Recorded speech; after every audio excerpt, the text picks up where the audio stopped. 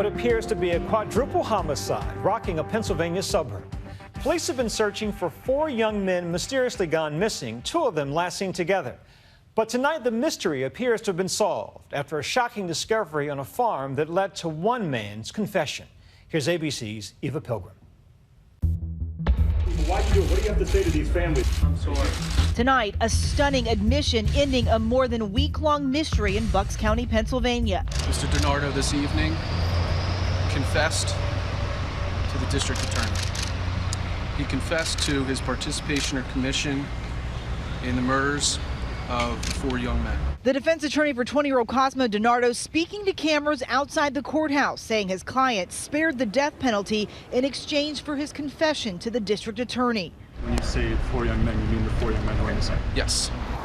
Since last week, local and federal investigators have been scouring the suburban Philadelphia community in search of 4 young men who vanished. We negotiated this outcome for Cosmo to be very honest, forthright, and truthful in what occurred within the last week and a half. The search for days focusing on this 90-acre farm in Solebury Township, owned by DiNardo's family. Officials making a grim announcement overnight, recovering the body of Dean Finicaro alongside other human remains. We have found human remains in an approximately 12.5-foot deep common grave that we have painstakingly dug with a lot of care so as not to damage any potential evidence. Did he tell police where all 4 bodies are? Yes. He buried those bodies at home? I'll leave that for law enforcement. Finicaro, along with 22-year-old Mark Sturgis and 21-year-old Tom Mio, were all last seen Friday. 19-year-old Jimmy Patrick has been missing since last Wednesday. I know more than I'm sharing on the relationships, and I have to keep it that way, unfortunately, to maintain the integrity of the investigation. Officials now putting together a timeline of what they say happened. Authorities say around 4 p.m. Friday, Sturgis went to meet Mio.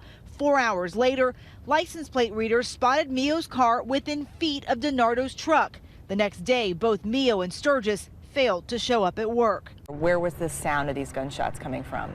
Susan Coleman says she heard gunfire on the DiNardo family property Saturday afternoon. All of a sudden, we heard this very, very loud boom, boom, boom. Then it was like boom, boom, boom, boom. You know, lots and lots of gunshots that were startling and sort of reverberated. They were coming from the farm, the fields that were right over there. Very, very violent. And then I could hear in the distance like, you know, some sort of commotion. It was a lot of gunfire? A lot of gunfire. On Sunday, detectives discover Mio's car in this garage on the DiNardo family's property, with Mio's life-saving diabetes medications still inside. This is a homicide, make no mistake about it. One of the things you obviously want to determine is how did they die? And the prosecutor was very clear today that this is a homicide. So there is forensic evidence at that scene to support a homicide, which I'm going to guess could well be a firearm. Today, investigators were back at the farm, delicately digging for more answers. Evacuation crews, network of victim assistants who have been there with our victims' families as they mount this round-the-clock vigil. They're side by side. They're combing through vast fields and buildings. They're down 12 foot deep in a hole that's getting deeper by the minute. They're tenderly, painstakingly, reverentially recovering the remains of people that they do not even know. It's here, amid the stifling heat, where a cadaver dog led officials to a common grave. That is a very impressive hole, and clearly he was trying to bury them so deep, the hope would be they would never be found. I don't understand the science behind it, but those dogs could smell these poor boys 12.5 feet below the ground. This investigation has been some very good police work.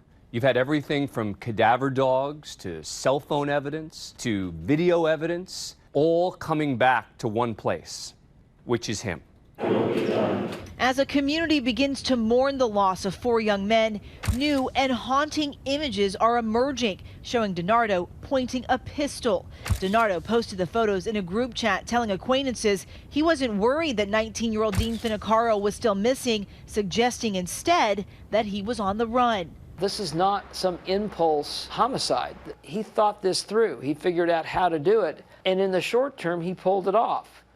So that is very important, in my view, when it comes to when you're going to sentence him. DiNardo was first arrested on Monday for an unrelated gun charge, then again on Wednesday after he bonded out.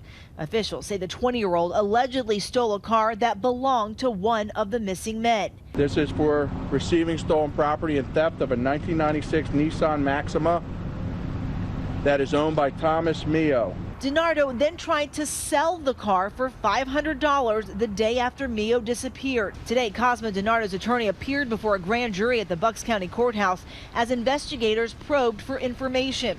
Did he say why? That'll come out in time. I don't think it's appropriate for me out of respect for the families. DiNardo has been known to police since he was 14 years old. A recent court document stating he suffered from mental illness and had been the subject of involuntary commitment to a mental institution. Prosecutors saying during his arraignment that he was diagnosed with schizophrenia. Can you talk about his mental health? I don't want to talk about his mental health right now. It wouldn't be a defense to just say, I am mentally ill. It would have to be so mentally ill that he literally didn't understand that what he was doing was wrong. And that's the insanity defense. If he's convicted, the only other way that his mental illness could come up would be he's charged, he's convicted, and during sentencing, he pleads for leniency, basically saying that he has real mental challenges. The Bucks County District Attorney plans to hold a briefing tomorrow to try and answer questions and bring closure to a community who has gone from searching for their missing men to now remembering them.